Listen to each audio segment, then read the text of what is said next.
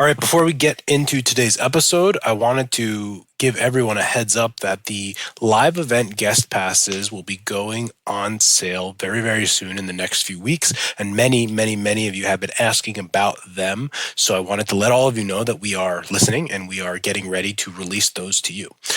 In a few short weeks, we will be releasing our guest speaker for the May live event. And I promise you, you will not be disappointed. Someone who is a world-class entrepreneur, best-selling author, and just an absolutely fantastic get for us in the Rehab Chiro community. To give you a little bit more insight into what we will be speaking about in May at the live event, 18th and 19th here in New Jersey, we are going to be going all about your perfect patient. We want you to be able to understand exactly who your perfect customer is and how to speak to them in a way that they are going to not only become a patient of yours, but they are willing and happy to pay the prices that you want. So many of you get price objections and you think it's because of where you live or what type of practice you have. But the reality for most of you, it's because you have not communicated with your clients and patients in a way to have them buy something that they actually want. You need to understand how to put yourself in a category of one.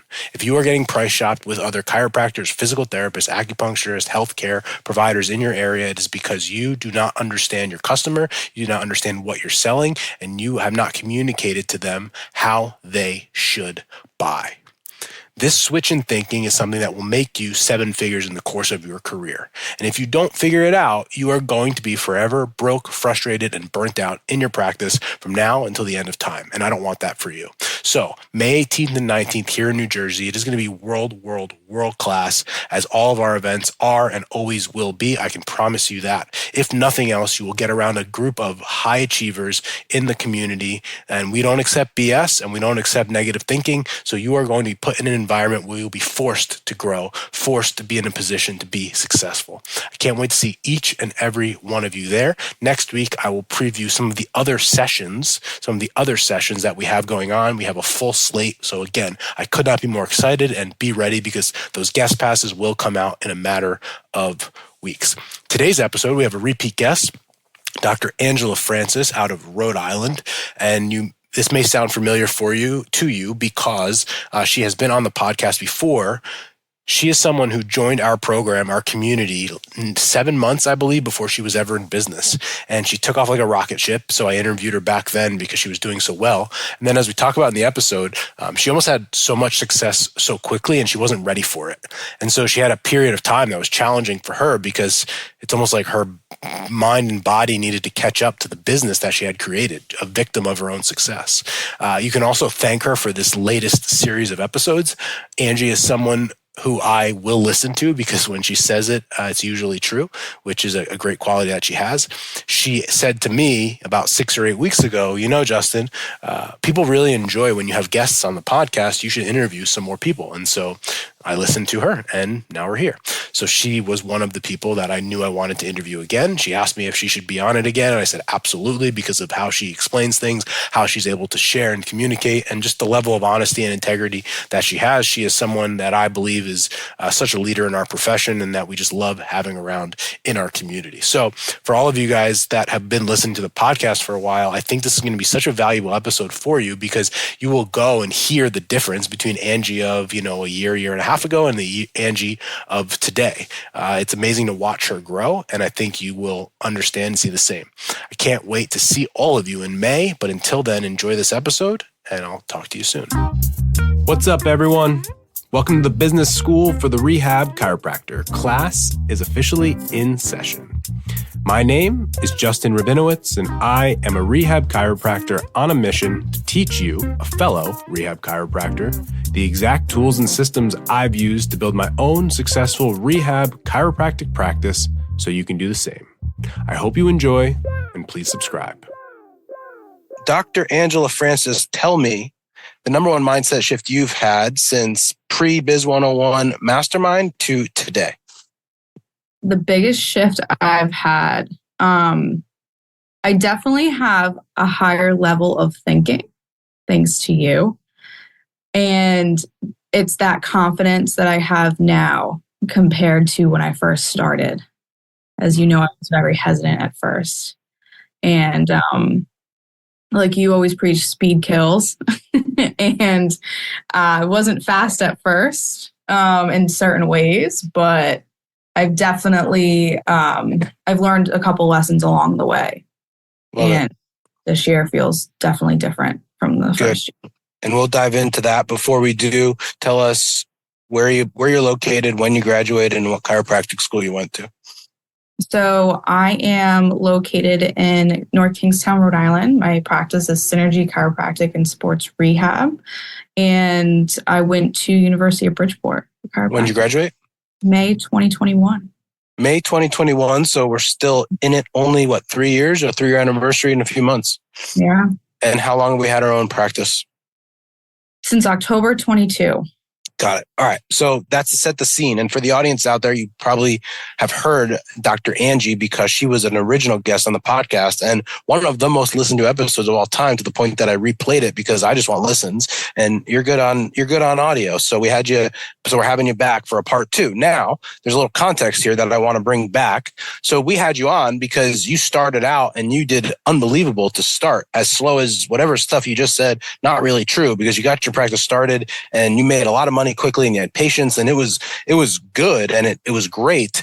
And then you sort of hit the wall. I did. Talk about that. What happened? Yeah, so I did really well. Like my schedule, I did even better the second full month. And I was pretty full going into January, February. March was a very busy month for me too. Now, at the same time, I'm still working a part-time. I'm not taking any money from the business. I'm reinvesting it. I'm doing what I need to do. But I was very burnt out. I'm working 6 days a week. Sometimes on that 7th day, I have to do stuff for Synergy. And it was a lot. And you think you can do everything by yourself, and you cannot. Mm-hmm. So what does a lot mean? Talk to maybe a student or someone that's potentially opening their business. When you say a lot, obviously you have to treat a patient, but what is the rest of it that entails? So there's a process going into opening a business, right? And it's all the little details of like, get your LLC, you want to get your accounts, you want to do this, you want to make sure you have that accountant advisors behind you. And don't take that for granted. They do help so much, especially a good accountant.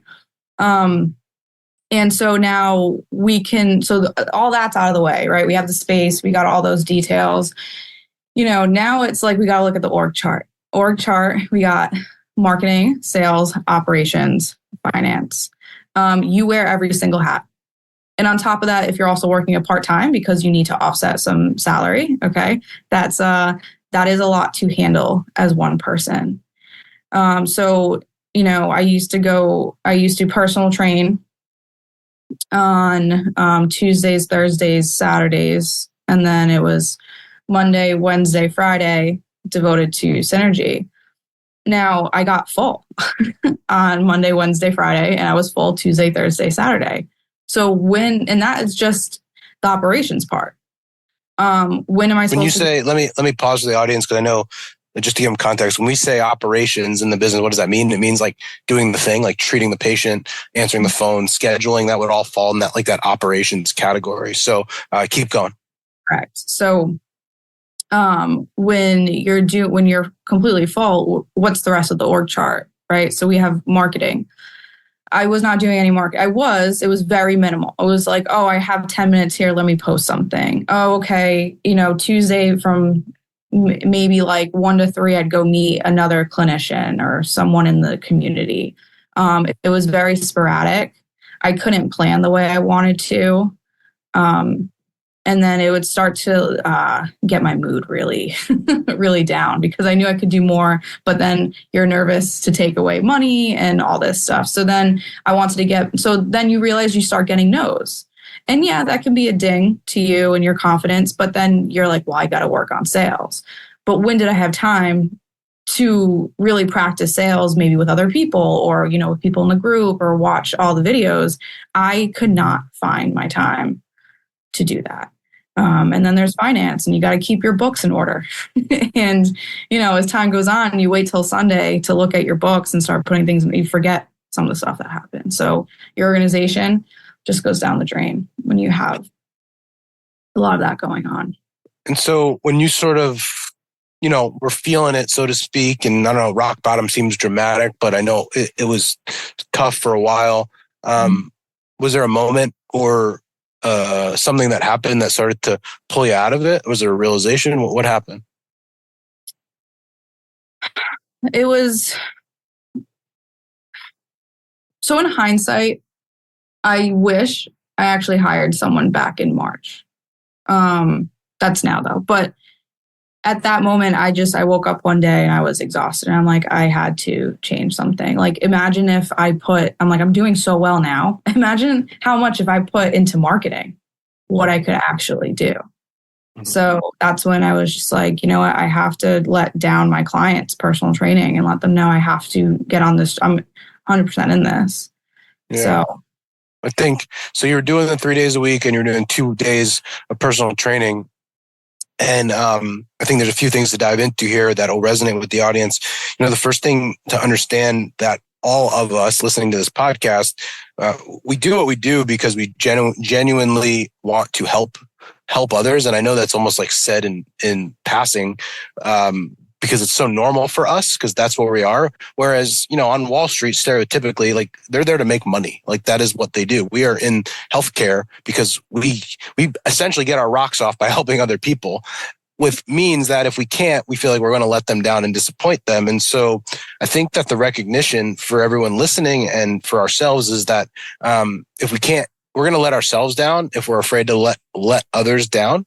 And so really the delay or the slowness was that you were essentially acting in the person that you are, which makes you so successful, but it can also be your downfall. And I think that for most of us, there's a truth in there somewhere of that. The thing that got us here, it's usually our superpower, can also affect us the other way. Like you do so well in business because you genuinely care about the people that you're working with tremendously, but it's anything good can go wrong, right? Anything that is good can go bad. And I think that, again, objectively, as we grow ourselves and our business, they always go hand in hand. It's recognizing that where am I going to get into trouble? And so if I was coaching you right now, what I would say is that the only way that you screw it up, Angie, is that you don't going forward, understand that situation will come up again. It will be wearing different clothes and it will look a little bit different, but it will be the same.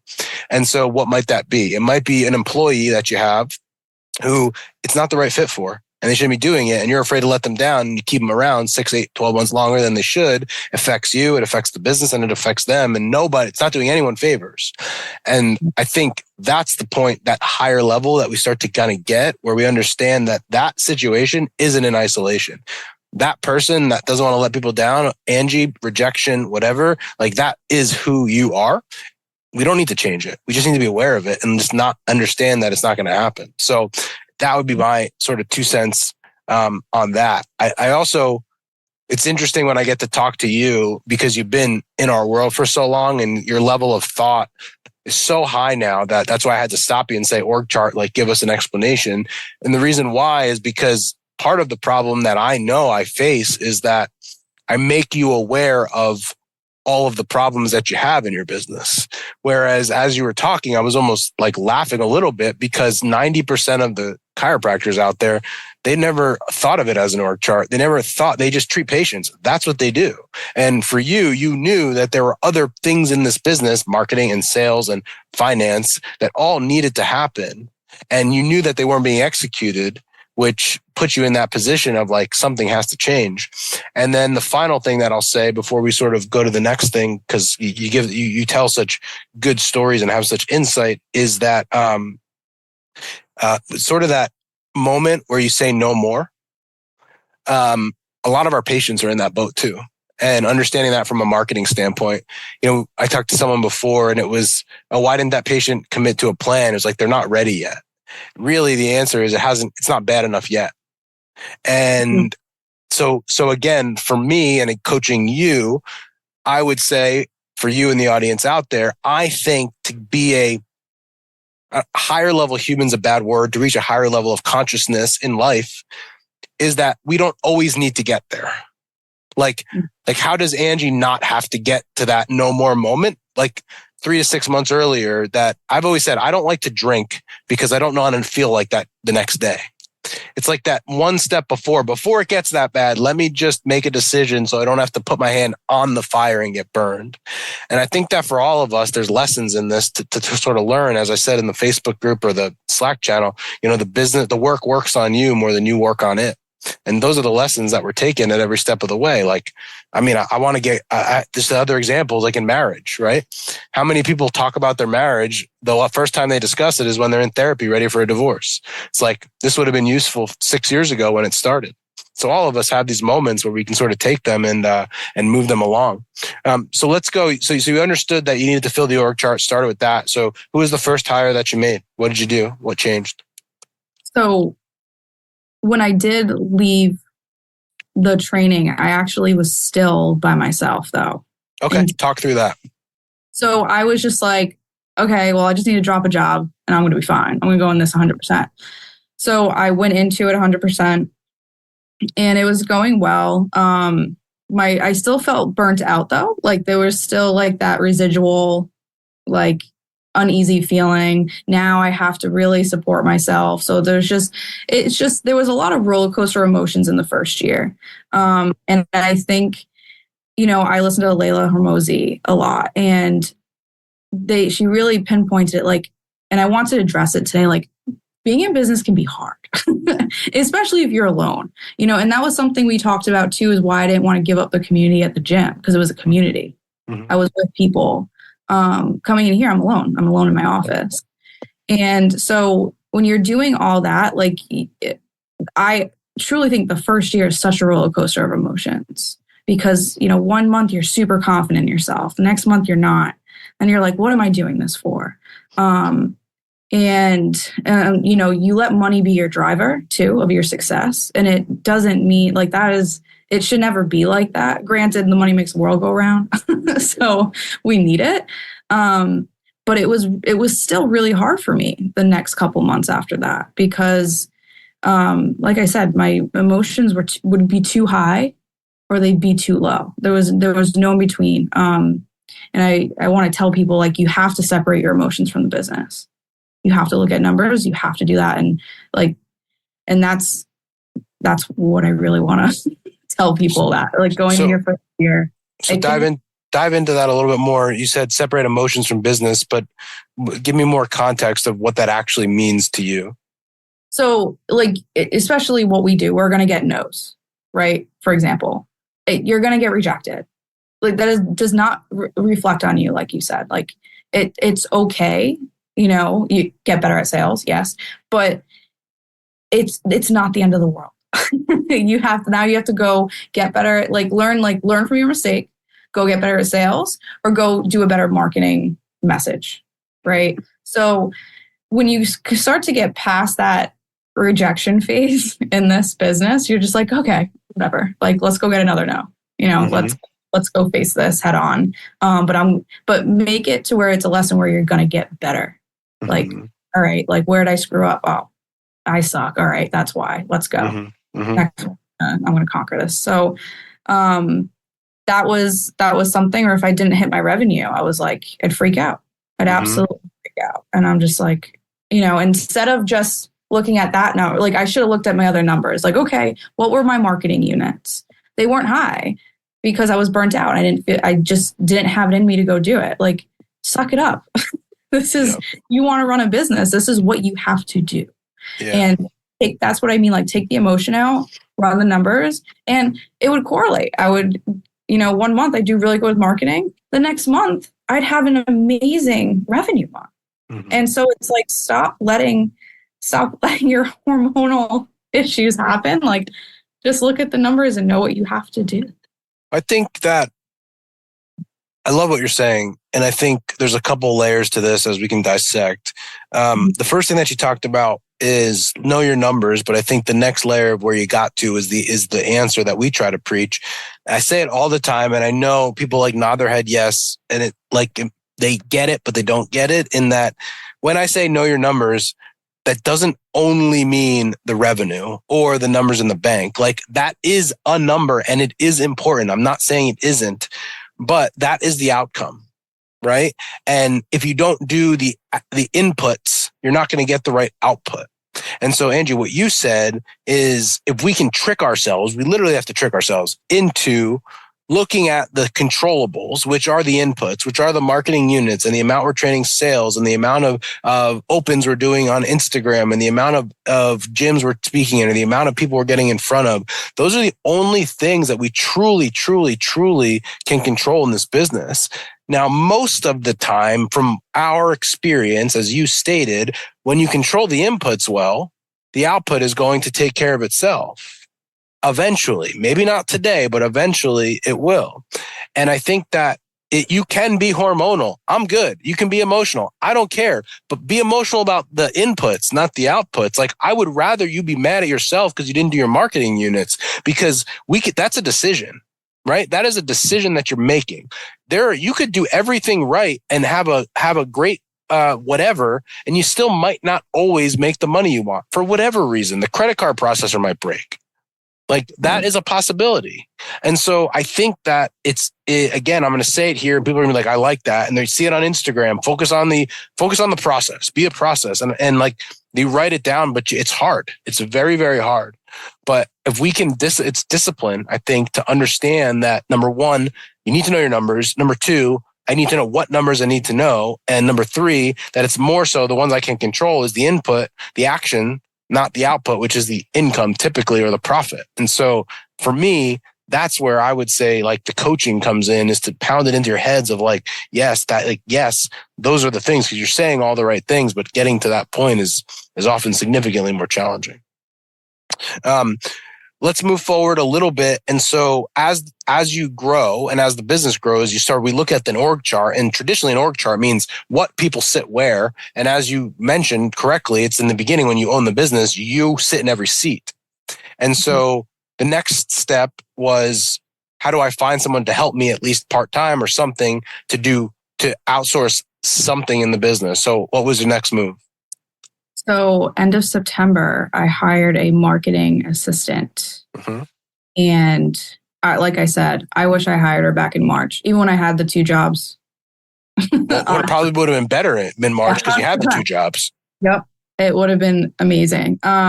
So she took over like CRM system, optimized that. And what'd she do? Help me with social, just the media side. And I can't, the stuff she did for me for Black Friday would have taken me 40 hours. Let's dive in a little bit here. This is great. And I want to do this with people that are in practice and solo and afraid.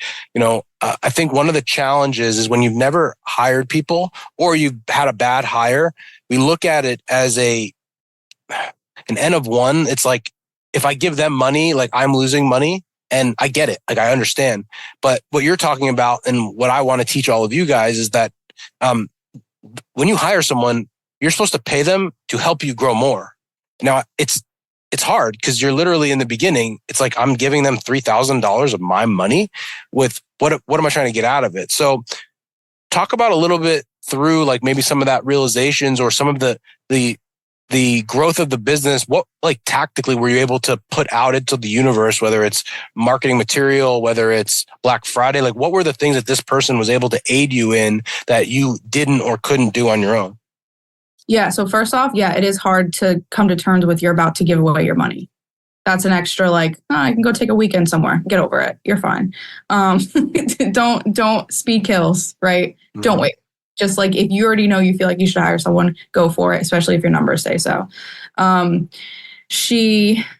kind of forgot what you said, but she put out like all the emails for me that I didn't have the creativity to do. Like, so she was helping me on a creative side that I just couldn't tap into because after the year that I had, I was like, I have nothing left in the tank right now. And she was almost like accountability for me because she needed stuff on my end.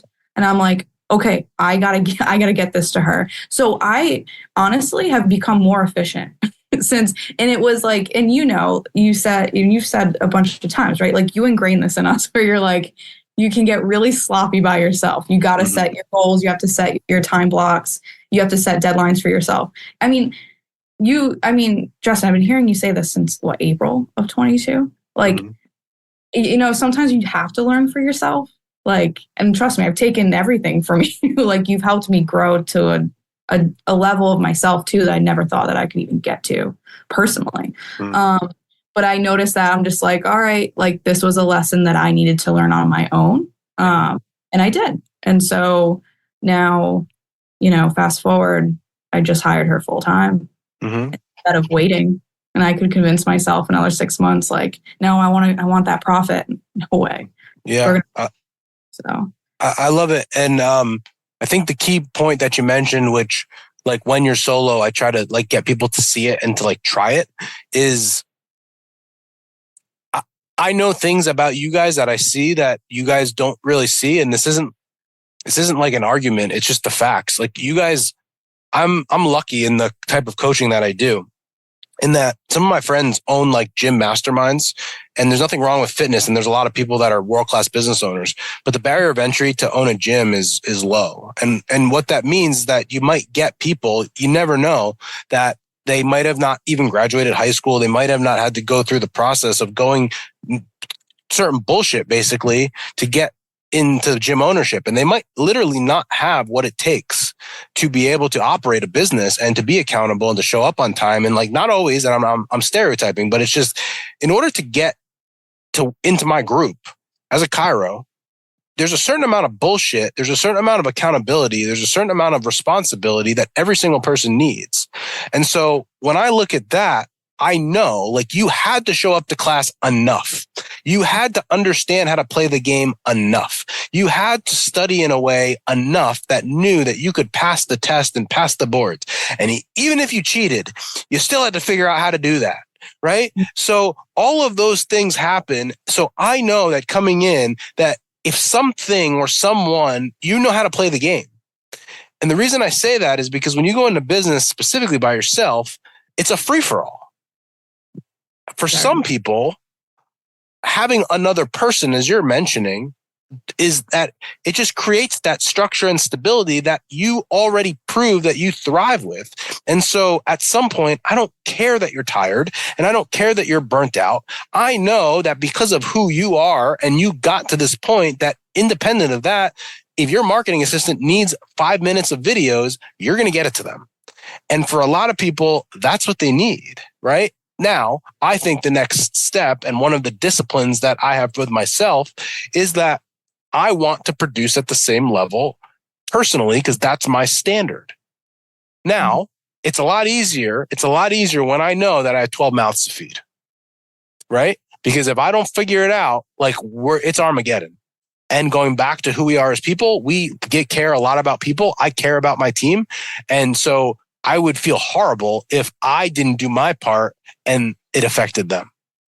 And so I think we've got to figure out how to use those to our advantage. So you, I think, understand that now, but I encourage people to sort of hack the system a little bit and say, maybe I'm not doing what I'm supposed to because I need to be held accountable. I need to like put my ass on the line and pay someone who can only do the work if I actually get them the things to do. And so I don't know. I think it's a great insight and a great lesson. So you have done an amazing job of creating, a women's sort of health clinic. And I want to dive back into that a little bit. It's actually going to be our live event in May, like sort of niche development. Talk to us about how you determined that this was the way that you wanted to go and the types of patients you wanted to treat. When I went the traditional route, I was practicing up in Massachusetts. I ended up seeing a lot of pregnant women, like kind of by accident. I just had the Webster technique. So I was like, okay, this is cool. But then I noticed like they stopped doing activity and I'm like, what are you doing? Right. So that made me dive into it more. And then when I was like, okay, I want to create my own opportunity in Rhode Island, I started getting into the postpartum as well. So I started diving into that and I'm like, wow, there's no support for this. Like a lot of the women I've already talked to about postpartum, they're like, they don't know any of this stuff that I have to talk about.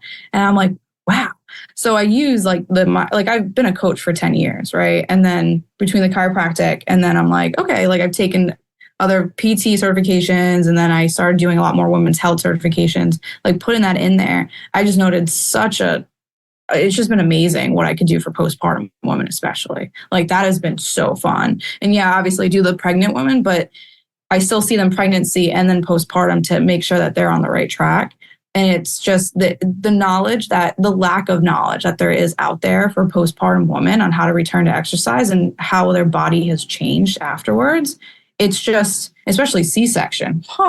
It's a major abdominal surgery. There's no follow-up care. There's no physical therapy scripts. But if you get a finger and you go do operation on a finger, people are in PT. And it's just like, can someone explain this? So it's been so fun to just, relay that knowledge to my community. Yeah. So. It almost sounds, as you're speaking about it, and this is actually good, you're helping me curate ideas for May. It almost sounds, as you're speaking, like it's so obvious. It's so obvious that there's a need that it's almost silly that like, I can't believe, like, it's almost like I can't believe. And so I'll give you, I resonate with what you're saying. Because the business that you are a client of is the exact same story. Yeah. It's like, wait, what? Nobody's talking about this. Like no one's teaching anyone to do this. Like we're just going to go on the rest of our lives and think that this is okay to do this. And it's like, what the heck? How is this a thing? And so I resonate with what you're saying because that's been my experience doing the coaching is that it's just a black hole.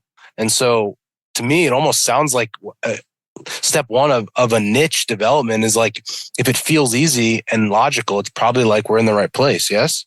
Yep. Exactly. And then the next thing that I want to touch on, and it'll be a good review for everyone here as far as niche. The thing that I always say about knowing if you have a good niche is that you're easy to find. And so like, give us a list of, 3 to 5, either networking opportunities or places or people. Like, where do you find your people? So first off, any rehab chiros that are into this postpartum world, return to activity, go talk to the pelvic floor therapist because they're not really they are return to activity to a point, but they're mostly hands-on. So if you have that sports background and you have that athletic background, you have to take advantage of it. And that's what separates me from the pelvic floor therapist. So that's huge. And like, no, really, Give me your pitch, so to speak, because this is good, because it's very clear. And I feel like the way you just said that with the level of confidence and clarity, like, sort of where your place is, so to speak. So do that again for me. Like the pelvic floor therapist, they do this very clearly. They're necessary. And I do this and I'm necessary because of this. So picture this. So pelvic floor therapy, right? There's prolapse. There's a lot of things that can help within the pelvic floor. I cannot go internal. Okay. Chiropractor can't go internal. That should be physical therapy. That's their route. That's their thing. Okay. So then with me, and I like to explain to a lot of my women is that the pelvic floor is not the same as like a bicep. It cannot eccentrically contract and concentrically contract the same way. It doesn't lengthen like that. Right. So now if the rest of your pelvis is very much not supported by the other major muscles like glutes, we have hamstrings, we have adductors, like everything supporting it, your pelvic floor is going to try and make up for that. So that's when it tightens up, right? So that's when, women experience leakage and they experience all these different symptoms. What other symptoms? Leakage, what else? Leakage, just painful sex. Prolapse happens. That's usually more that there's hairs that happen. Also just recovery in general after birth. Like it's not good. It takes a lot longer. So I always tell them, like, we keep everything around in your pelvis strong. The pelvic floor is going to act exactly the way it's supposed to act. It's supposed to act like a bowl with the diaphragm and move together. So like what I like to do, if I don't think that they're a pelvic floor therapy candidate, and I can just use breathing techniques and tension techniques to start off with just to get that to relax. That's fantastic. And then I get them super strong basically everywhere else, especially core as well. So, but when I know they have more symptoms, I'm like, hey, like, we don't know if there's scar tissue. We don't know if there might be anything else internal. Like, it is so important to get internal work from our local providers. So as someone who doesn't know this, let me see if I can translate it and you tell me if this makes sense. So basically what you're saying is that Your job is to make sure that every single thing that impacts the pelvic floor is functioning as well as possible so that the pelvic floor can do its job and not a different job. Yes. Got it. Okay. So I didn't think we were going to go here, but this is actually great. I really, no, I'm serious. I love it. It's so fun. Because I love this because like, it's got to be easy enough that a fifth grader can understand. Yes. And I think the other thing that you did, which goes into sort of into our sales script, so to speak, is the 5 objections. And the way that you just described it to me was it was just value for unique solution. And I think, listen, if you thought that the pelvic floor therapists were all terrible, I get it. And we have to fight the good fight, so to speak. But like, you're not saying that. You're saying, you do need to do that. And that solves this problem. However, you're also going to have this problem. And that's where I come in. And I think that it becomes, number one, you don't have to fight with anyone. Number two, you're clearly defining what your purpose is, so to speak. And I don't know, correct me if I'm wrong. Excuse me. This almost sounds like the need for performance after like ACL, right? They get out of PT 6-8 months and like they graduate PT, and it's like this person is nowhere near return to function. It's like there's a completely other thing that should happen that isn't really talked about. Am I sort of on the right track? Yeah, because we can go, I mean, you can do basic dead bugs, you can do basic bird dogs, like sure. But there comes a point where you need to be able to do more. So like I had a woman who was going back in jiu-jitsu. You need to do a lot more stuff, right? Mm-hmm. And she's like, I want to run again. So there's more high performance that needed to be done with her. And, you do have to have that level of knowledge to understand. And it is great to know the lingo and understand like, what their sport does.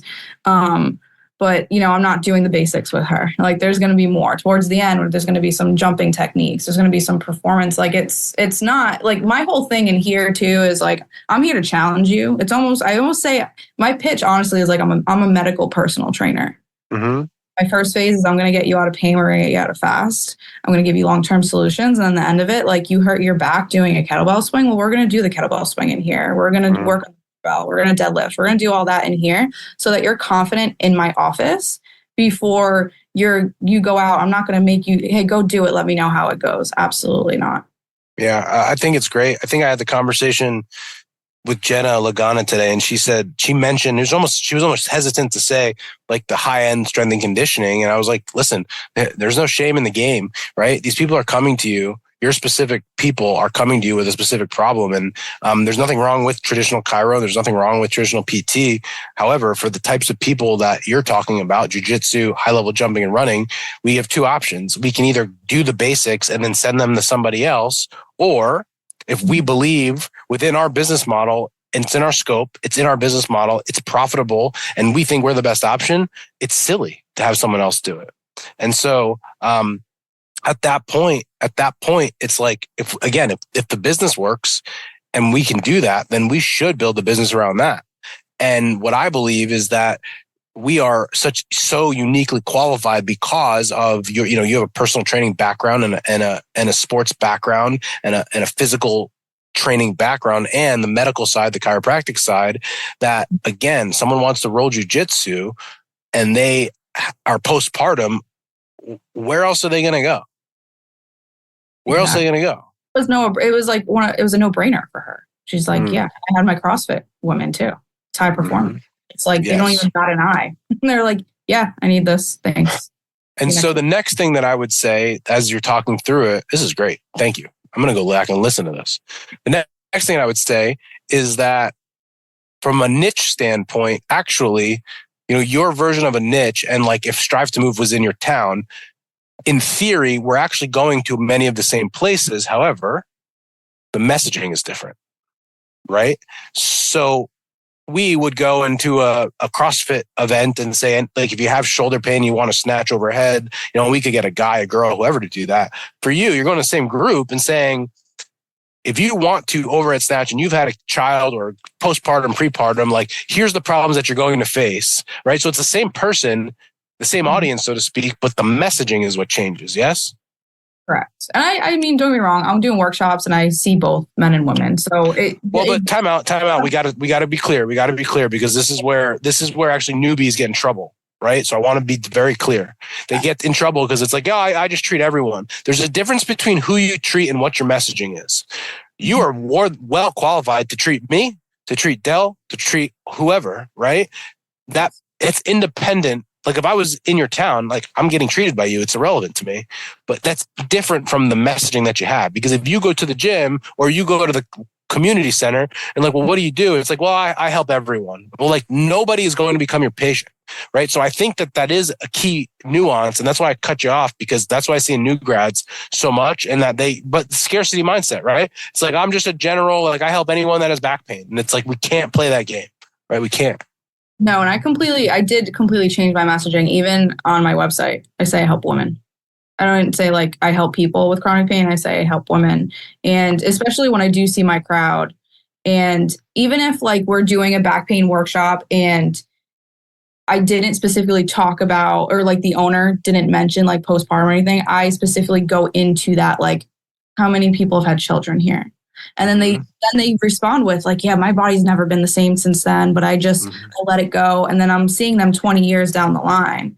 And I was just like, yeah, we don't bounce back. If you have a different body and you compensated and you adhered to it, but now this is what happens down the line when we don't address it early on. So that's how I can flip that messaging on. Like if someone else had control of that marketing message beforehand, this is where I take control of when I'm in front of them. It's interesting because when I treated patients, I realized after a certain period of time that I treated postpartum, but I never said that because I would get the patient. Like I remember Suzanne was like, her kids were at that point 7 and 12. She came to me with like left-sided back pain. And when I brought her in, basically everything stemmed back to horrendous post. She was active as hell. She ran, she lifted, all that. But her back pain was really because she never had you postpartum. And everything stemmed from that. And so I was just cleaning up the mess, so to speak, that her back hurt and she couldn't rotate and her pelvic and her core was unstable and she had no rotation in anywhere and her hips were like just a disaster. And so that was postpartum care. Now, again, I'm not calling it that because I'm not silly. I don't think that people are going to come to me to do postpartum, but that's what I was doing. I mean, that's it. Yeah. Exactly. So, yeah, I mean, it's an interesting conversation and I'm glad we dove into that. That'll be really helpful for people out there. As I've always said, when Justin if I was investing in healthcare right now, people know this, I'm putting my money into your business, right? Because you have an audience that it's so clear. Like if we could shout from the rooftops and people are going to be like, I can't believe no one said this before. Where the hell is this? Why is no one talking about it? And so I know that, and honestly, the debate we're having at Strive right now, because Kaylee does this basically, but it would be a deviation from our typical marketing message. And the debate that we're sort of having internal, because we are always about being very focused, is that do we deviate from our norm because it's working? And so that's actually a debate that we're having internally about that. And I'd say, and like I said before, especially in the rehab chiro setting, like we have pretty athletic women in our group for the most part. Yes, right? very. So if you are going towards postpartum, like please emphasize the return to activity. Like that is what they're looking for. Like everyone's kind of getting into, it was funny. Someone called, like, what was it, Christina? Like Christina was like, pelvic floor is like a fad right now. So everyone understands what pelvic floor therapy is, but then you're going to be the one that stands out. Like, wait, what does this chick do? And there's not that knowing that I have a medical brain going into your return to activity is almost like, it just makes them feel better and they feel like they're in the right hands, that they know that they're going to get where they need to be, get the outcome that they want. So anyone in this community, please. So good. So good. Two more or really one more question before we wrap up.